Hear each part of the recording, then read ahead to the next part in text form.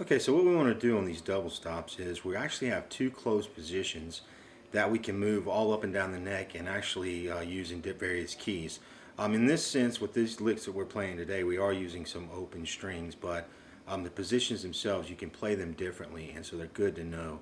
If we think in terms of a bar chord, like this C, playing a C here, we're actually playing a C in our, well, we're in the key of C in our example, but we got this backside of this triad, and that's really where we're anchoring our index finger, and we're grabbing the dominant 7, the flat 7 up here at the 8th fret on the D string. It's actually that B flat note.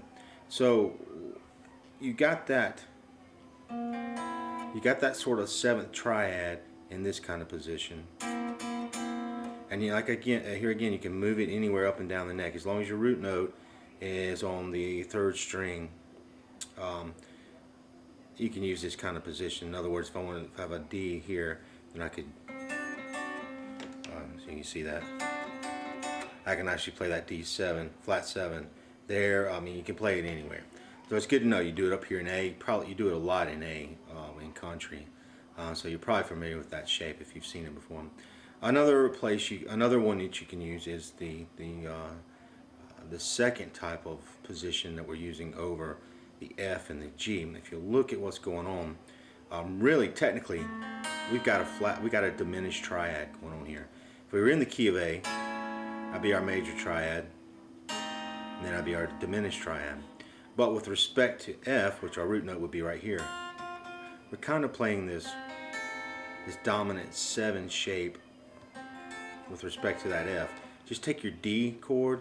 You're familiar with the dominant 7 D chord, and really we're just moving that shape up and down the neck. And when we get to the F, even though we're never really playing our root note, it's right here where we're playing this kind of diminished triad, and we're kind of getting a double stop out of that.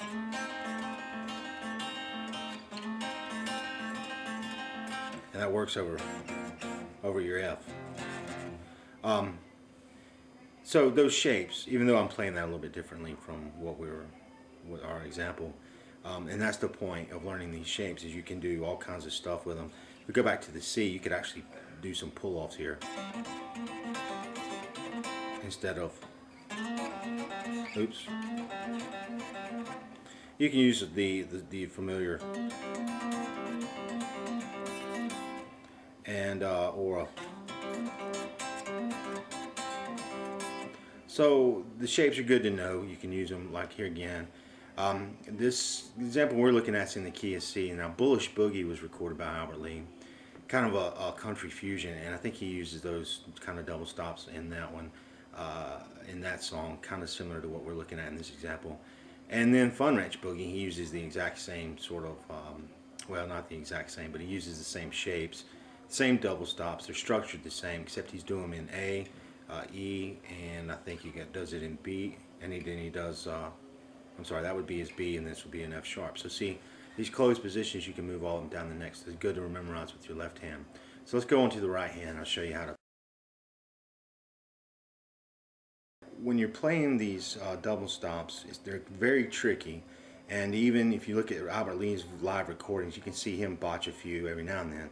So I mean, they're even difficult for the, that's how difficult they are, I guess. For the guy who even came up with them, they're still hard for him to play. And there's a lot of different ways you could play this. What I would do is, well, my recommendation is, you always lead off with that your 4th string with your pick. Okay, you're going to come up with your middle and your ring finger,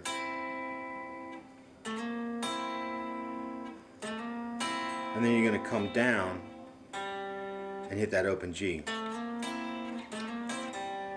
It's very tricky because you're going to come up with an upstroke. So and then you're coming right back with an upstroke, hitting that 4th string again, hitting that flat 7.